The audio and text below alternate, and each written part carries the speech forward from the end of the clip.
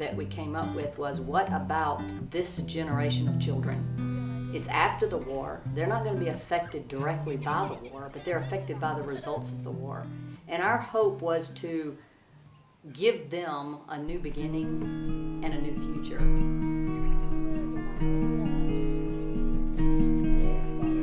The devastation that's left in the hearts and minds of this populace is unspeakable. It's hard to describe even. They lost education. They lost their social norms. Even family structures are distorted. Village life is gone.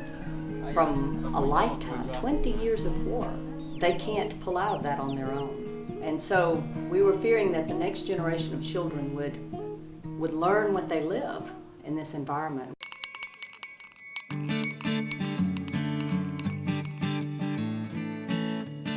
Our plan is for these children to have a different future. We wanted the lesson plans to already be made for the teachers so that those lesson plans will take the child through the system of learning and not just memorizing.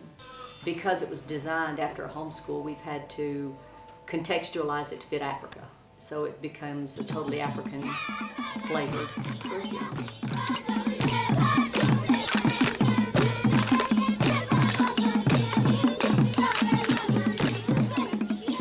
One of the things that we see in this education system is the ability to reason. A child who can form their world through that reasoning and choice making is what I hope that these children will go out with. Number one. And if those reasoning abilities are not self-centered, but biblically based, then hopefully anybody who comes to know them will see the difference. I have tried to teach the teachers, we've got to think, what are we putting in the minds of our children and how are we putting it there? Are we putting it in a way that they can use it again? And are we putting the things in their mind that will produce a better child, a better adult? When we first came, the village was excited that we were bringing a school. And because most of the village is uneducated, they feared the difference. They asked us to go back to the regular Ugandan curriculum. But we persevered because we knew it's what God told us to do. And we knew it was what was best for them. Now that we've had 4 to 5 years behind us, people are aware there's something in these children that's totally different. Because they have no education in this village, the people are not able to gauge education level. But what they do see is the difference between the child that goes to this school and the child that goes to another school. And they note difference in their home between the behavior of the children and the attitudes of the children. Kids that go to our school are younger than their older brothers and sisters, and yet they're the ones who can read. So we've been excited to hear those testimonies from people in the village. Now they have come to accept it and embrace it.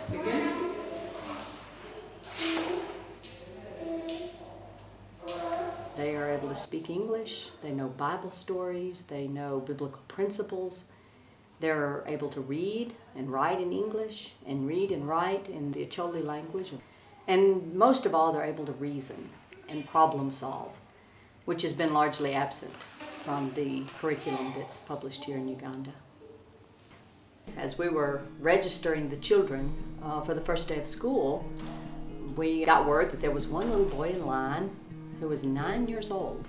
But this boy had never schooled before because of health issues.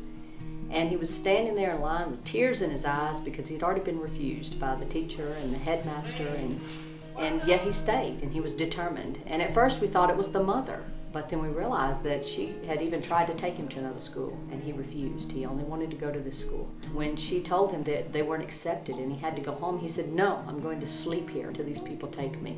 That kind of persistence you have to pay attention to. That's the determination that people have for education. Even a little child is determined to get an education. He knows that's his future. We started this program in a village that's very poor, and we knew that in order to run this school, we had to have funding.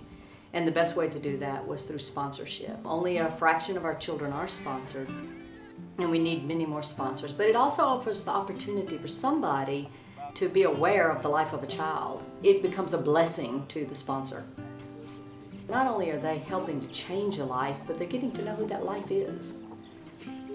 So we want to offer this invitation and opportunity to anyone who would like to sponsor a child. I wish people could see the children get water, they get the wood to cook the food. They're workers all day long. They live such hard lives, and we know that if somebody loves them and wants to pay for their education, that helps them realize the importance of what they're getting.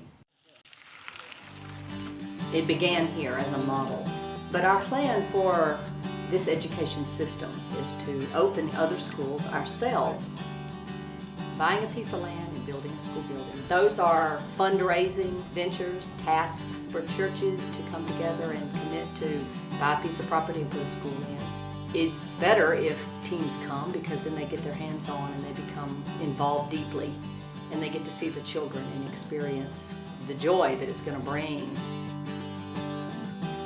Please join us in prayer as we pray for our children, as we pray for their future, as we pray for their parents, and as we pray for the expansion of this ministry all over into other schools. What a hope for the future, for a child to sit there and watch these people come and build this school for us. How delightful.